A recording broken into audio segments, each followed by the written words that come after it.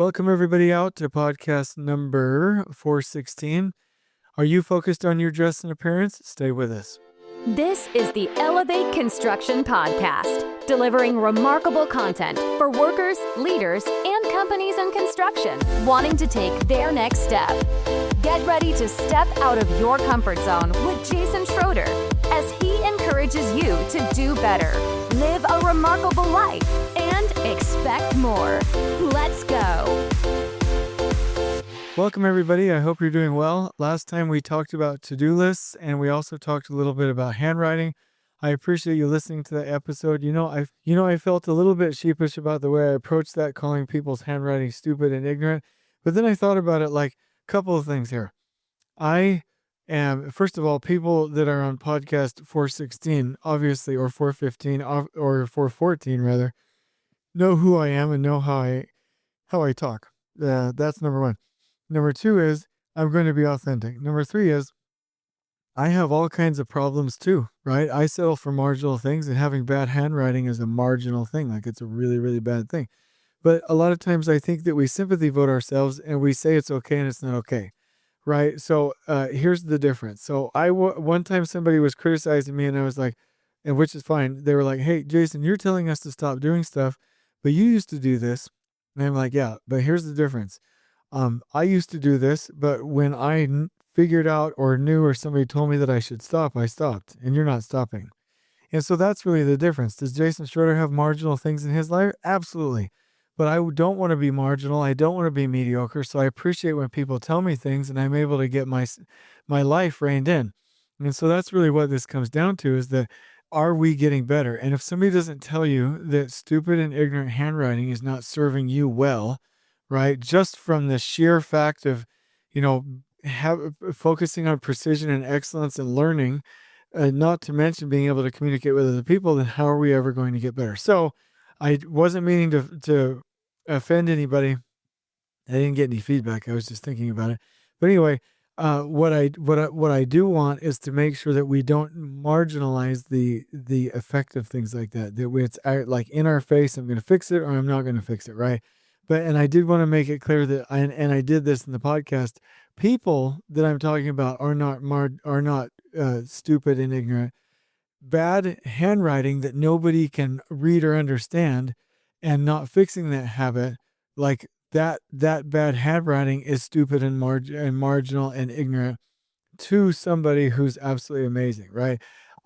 If you look at it in a couple of different aspects, the bottom line. The basic reason for handwriting something or for communicating in the first place is so somebody can read it. So why would a doctor or anybody else have such garbage, horrible handwriting that nobody could even understand and possibly ruin the quality at the source and have somebody possibly get the wrong prescription, right? I have literally experienced situations where in a prison once, where we had to fix all of the mezzanines, all of them, throughout the entire prison by putting up a steel girder that was epoxied to the underside with a bolt. And it was this huge fix, and it cost hundreds and hundreds of thousands of dollars because of a handwriting mistake where instructions were not clear which direction the bar should go in the cantilevered slabs. Like, I have had instructions on pre-task plans not followed because of negative handwriting. People that have horrible handwriting, that same carelessness that they use with their handwriting, they use in other areas of their life, and it becomes a mental paradigm.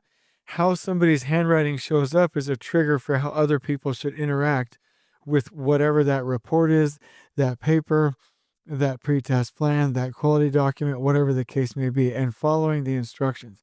Haphazard handwriting spreads itself through all of these different areas: safety, cost-wise. I just gave you an example of hundreds of thousands of dollars that were affected by this. So please don't be like, oh, he's being dramatic. No, I'm telling you that before I switched to all caps block lettering, man, I struggled not only to communicate and to get people to understand what I was doing, but to even be disciplined with journaling and notes. I mean, you don't even want to keep a journal and to keep notes and to write things down if you have horrible handwriting.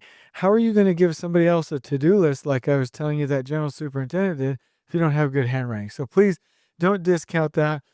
And you should know that in the coaching series, a little fire on the eyebrows isn't that big of a deal anyway. So we talked about to-do list last time. We're going to talk about dress and appearance this time. I am actually really excited about this because, and I'm going to repeat this again, it takes all the non-cognitive skills to be great. All the non-cognitive skills, grit, determination, discipline, hunger, growth, keeping good handwriting, dressing nicely, having a good groomed appearance, taking care of yourself, right? Greatness and happiness go to those that are willing, who are willing to do the hard work. And so let's get right into this podcast today. So I'll tell you a funny story, then I'll tell you another story, which I've told you before, but it's super impactful. So when I started to learn about dress and appearance from books that I was reading, Think and Grow Rich, Focal Point, The One Thing, just these How to Win Friends and Influence People, just great influential books. And there was a book that I read, How to Become a CEO. And I thought it was really neat. And one of those suggestions was dress for your next position or your next promotion, or dress well, have good dress and appearance. And so I started to do that. And some of the executives there at where I was working in the regional office had ties on. Now, it was the regional manager that had the ties on, but I started to come to work with pants, nice shirt, and ties. And I remember getting made fun of a little bit, but I wore ties for quite some time. And even though it was a little bit corny, a little bit weird because I was wearing ties and I was like so-called not for that position, I remember it changed my mindset quite a bit. Started taking better care of my hair, better care of the truck. I started cleaning things. I started to show up more professionally because we really have to show up and advertise for the positions that we want. I always use this example, whether you're a Republican or a Democrat, or you liked Bill Clinton or George Bush, whichever one, who cares? Like that's not what we're talking about right now.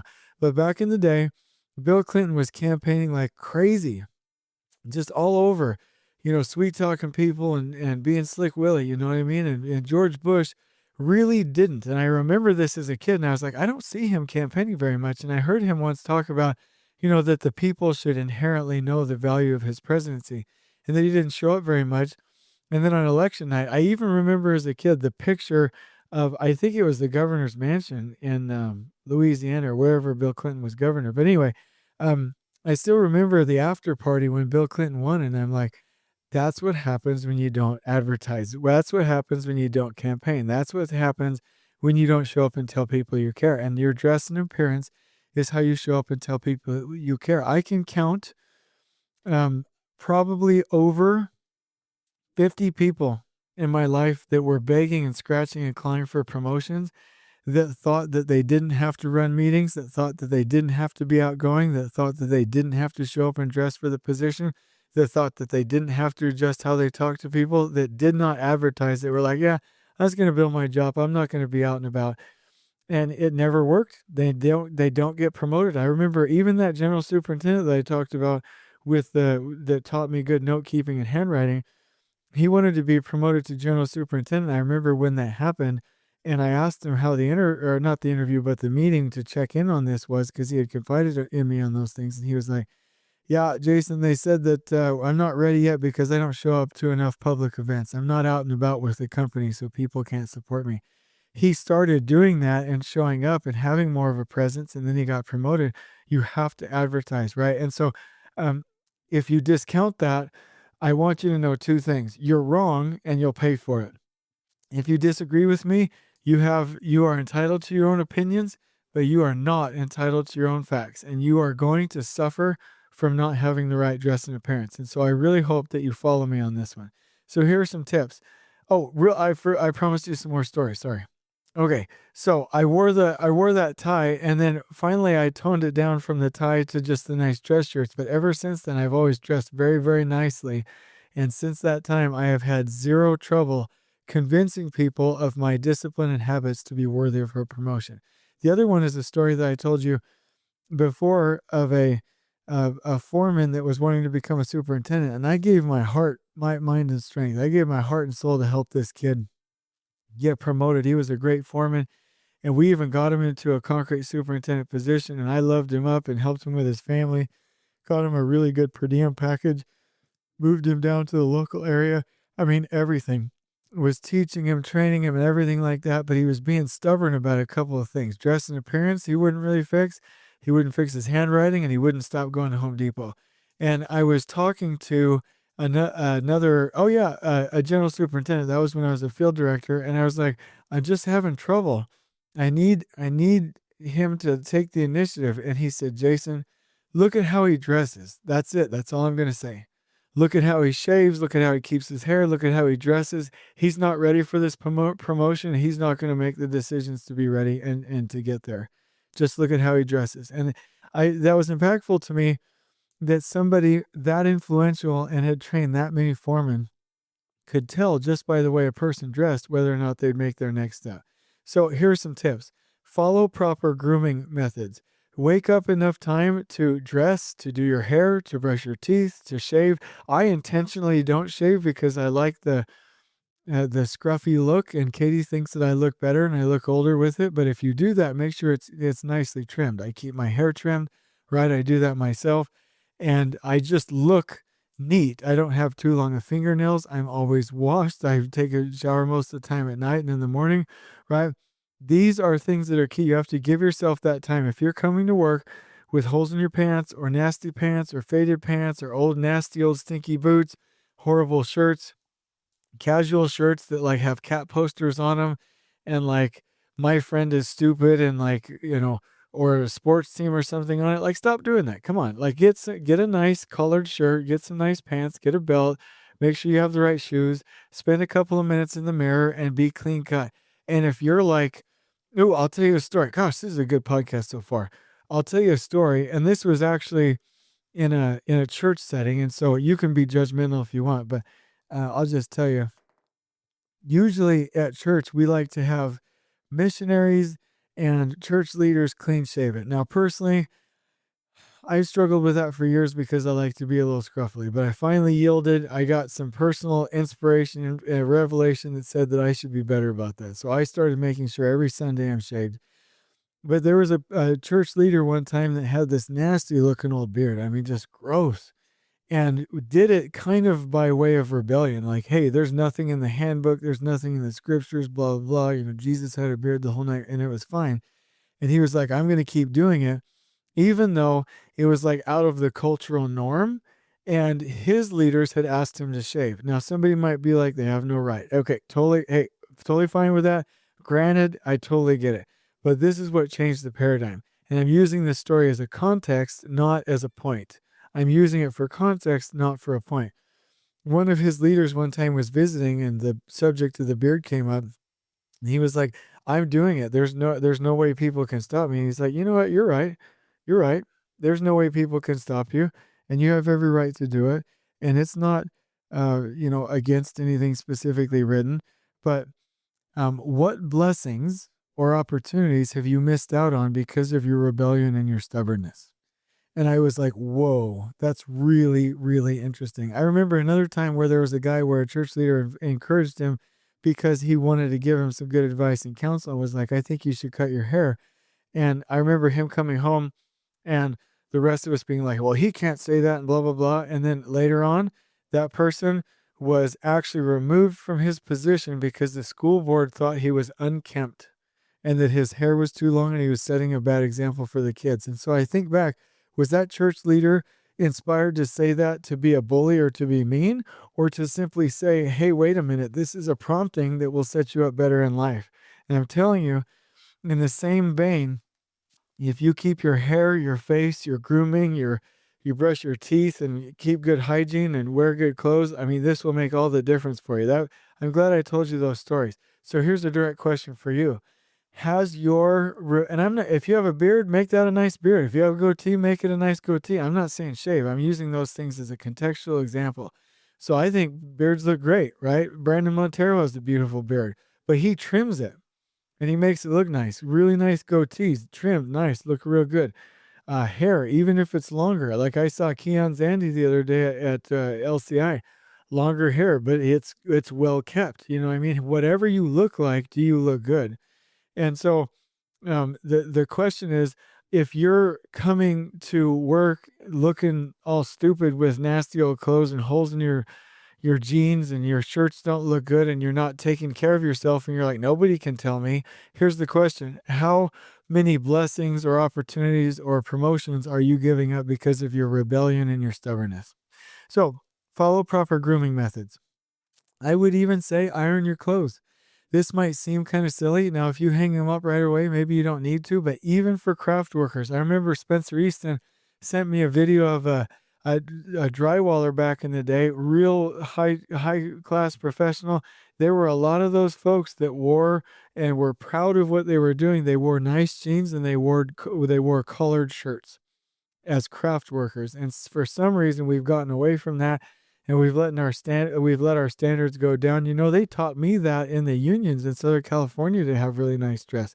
Where is this? Iron your clothes if you need to, or make sure that they're not wrinkly. Lay them out the night before if you have to. Make sure at a minimum that you review the company's dress code and policies, and you look appropriate for the role. If you are, dressing for work, I would suggest that you look like it was somewhat intentional. Make sure that you're wearing good colors. Get your spouse to help you if you need to dress for the position or one level higher. And be mindful of those that you're working around, especially with clients. If you are a foreman practicing to be a superintendent and you are invited to an OAC meeting to review the 3-week schedule, do you want to wear working clothes or do you want to wear a colored shirt with some jeans and look really nicely and dress for the position that you want, right? Pay attention to how others dress as well. And that's something I didn't do with my tie example. What is the normal customs of the area, right? And people might say, oh, I don't need to fit in with those customs. Okay, you're just hurting your own career. Why not use customs and culture and the norm for your benefit? And then when you're at that position, then you can be an influencer and do something different. But why fight it? It's your career and we need you in key positions. Okay. So dress and appearance are really big things. So let me go top to bottom one more time. Hair, nicely trimmed. Face, always washed. Beard, facial hair. Make sure that it's trimmed however you do it, whether it's a beard or a goatee or whatever. Teeth, always brushed. I'm being serious about that. Eyes, they need to look right because you've gotten plenty of sleep, right? Your clothes, make sure you have a nice shirt. Make sure that your arms and hands are well groomed and that or washed rather, and that your fingernails are all clipped and that your shirt has a collar on it and it's a nice shirt, usually solid colors. Usually you don't want brands and things like that on it, right? And then belt, right? And pants, no holes in the knees, all the way down, looking nice, and really nice shoes. I'll tell you, Katie all the time is buying me new stuff. So if you're listening to this podcast and you're like, I'll endure a couple more minutes of Jason saying these things, but this doesn't apply to me. It does apply to you. Just a couple of months ago, I was wearing jeans and like tuck-in shirts with collars. And now in business, I've started to get some Rohn, ROHN pants and shirts. And I look so much better and I'm constantly reinventing myself. Okay, so now in seminars, how can I get comfortable shoes that travel well where I look really sharp for speaking engagements? And then I'll update my wardrobe again. And then I'll update my wardrobe again. When is the last time you updated that wardrobe? Because it's just like when you get up in the morning, especially for women, because they put more time into it. If you get up in the morning and you're lazing around looking all nasty with your sweats and stuff, even if you're at home, usually you'll act like that. But if you get up, take a shower, put on lipstick, put on your dress clothes, and I'm talking Marie Kondo, the Fly Lady, all of these like cleaning home gurus will tell you to do this. Dress nicely. It will shape the rest of the day. You will act like you are dressing. So the questions is your stubbornness holding you back? Are you dressing like you should? Are you dressing for your next position? Right? Those are the key things, because the challenge is that people don't, and they ignore these things. How we do one thing is how we do everything. So I challenge you to look and dress for your next position so that you can achieve the success that you need and that you deserve. And I'm doing this for you. So I hope that you take this seriously. On we go. Please join us next time in elevating the entire construction experience for workers, leaders, and companies coast to coast. If you're enjoying the show, please feel free to share with your construction colleagues and help us spread the word by rating, subscribing, and leaving a review on your preferred podcast listening platform. We really appreciate it. We'll catch you next time on the Elevate Construction Podcast.